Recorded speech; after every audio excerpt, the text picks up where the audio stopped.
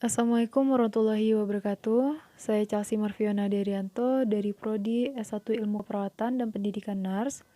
Pada kesempatan kali ini, saya ingin melanjutkan pembahasan pada bab 3, proposal penelitian saya dengan judul Analisis Kualitas Hidup Lansia di Lembaga Sosial Panti Jompo Kenagarian Lasi. Pada bab 3 metode penelitian, kita bisa menemukan desain penelitian, waktu dan tempat penelitian, populasi sampel, teknik pengumpulan data, prosedur pengumpulan data, serta analisa data. Kita masuk pada bagian pertama dari metode penelitian, yaitu desain penelitian. Dalam penelitian ini, digunakan jenis penelitian kualitatif dengan pendekatan fenomenologi yang merupakan sebuah metodologi penelitian yang melihat pengalaman hidup individu berdasarkan pada persepsi individu tentang keberadaannya di dunia, kepercayaan, nilai yang dimilikinya mengenai sebuah sudut pandang menurut Avianti pada tahun 2014. Dengan pendekatan fenomenologi, ini akan didapatkan gambaran serta penjelasan secara menyeluruh. Untuk waktu dan tempat penelitian, dilakukan pada bulan Juli tahun 2021, tepatnya di Lembaga Sosial Panti Jompo Kenagarian Lasi. Masuk pada populasi dan sampel, pada penelitian ini adalah populasi merupakan keseluruhan objek penelitian atau objek yang akan diteliti menurut Noto Atmojo pada tahun 2010. Populasi dalam penelitian ini adalah seluruh lansia di lembaga sosial Panti Jompo Kenagarian Lasi dengan jumlah 57 orang. Sampel adalah objek yang diteliti atau yang dianggap memiliki seluruh populasi menurut dari Noto Atmojo tahun 2010. Dalam penelitian kualitatif, sampel disebut sebagai partisipan. Berdasarkan Avianti pada tahun 2014, bahwa dalam penelitian fenomenologi dilakukan wawancara mendalam terhadap sedikit partisipan, yaitu 1-10 partisipan.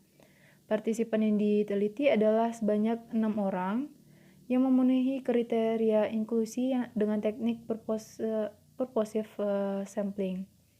Pada kriteria inklusi, menurut Noto Atmojo pada tahun 2010, kriteria inklusi adalah kriteria atau ciri-ciri yang perlu dipenuhi oleh setiap anggota populasi yang dapat diambil sebagai sampel.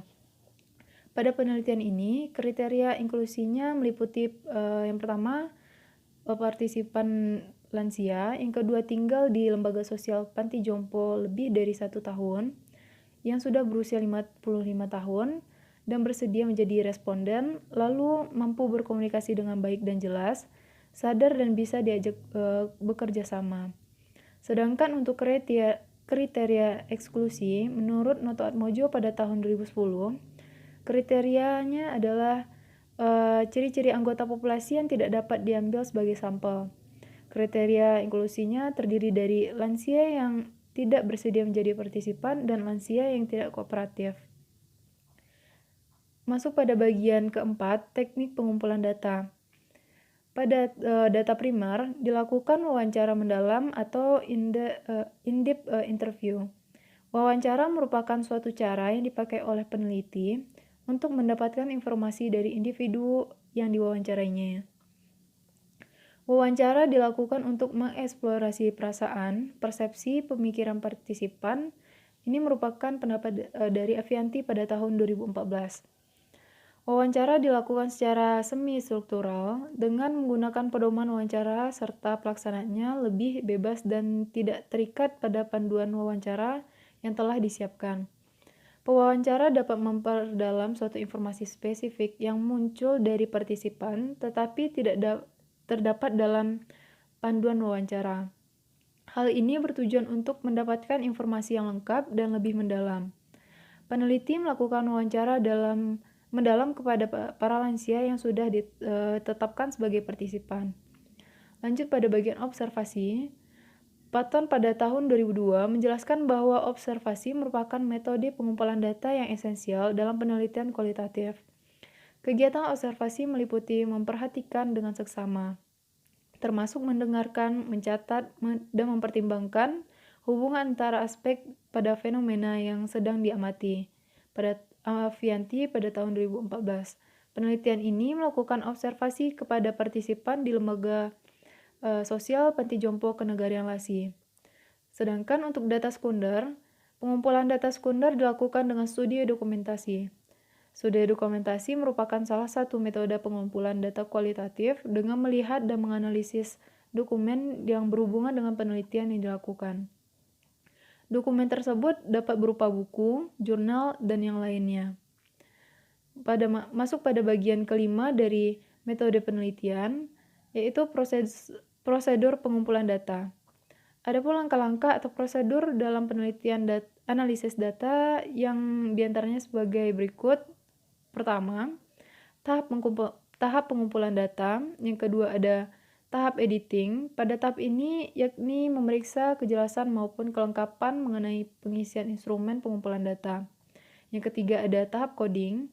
Maksudnya pada tahap ini melakukan proses identifikasi dan proses klarifikasi dari tiap-tiap pernyataan yang terdapat pada instrumen pengumpulan data berdasarkan variabel yang sedang diteliti. Pada bagian keempat, tahap tabulasi merupakan kegiatan mencatat ataupun entry data ke dalam tabel-tabel induk dalam penelitian. Bagian kelima, tahap pengujian. Pada tahap ini data akan diuji kualitasnya, yakni menguji validitas maupun reliabilitas instrumen dari pengumpulan data. Bagian keenam, tahap mendeskripsikan data, menyajikan dalam bentuk tabel, frekuensi, ataupun diagram, dan dalam berbagai macam ukuran tendensi, sentral maupun ukuran dispersi dengan tujuan untuk memahami karakteristik data sampel dari penelitian tersebut. Dan tahap yang terakhir, tahap pengujian hipotesis. Tahap ini merupakan tahapan pengujian terhadap proposisi apakah ditolak atau bisa diterima dari memiliki makna atau tidak. Atas dasar hipotesis inilah nantinya keputusan akan dibuat. Pada bagian terakhir dari metode penelitian yaitu analisa data. Analisa data pada pendekatan fenomenologi menurut Creswell pada tahun 2013 menggunakan proses coding yang sistematik. Proses ini dimulai dengan mendengarkan deskripsi verbal para partisipan, diikuti dengan kegiatan membaca kembali transkrip verbatim. Peneliti menganalisis pertanyaan-pertanyaan spesifik dan mengkategorisasi ke dalam klaster-klaster yang akan membentuk suatu tema.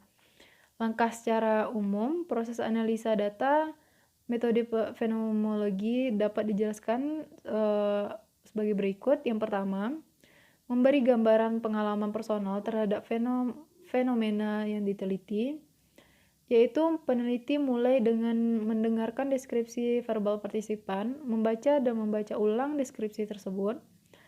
Selanjutnya, peneliti menganalisis pertanyaan spesifik yang memberi gambaran penuh tentang pengalamannya sendiri terhadap fenomena yang diteliti.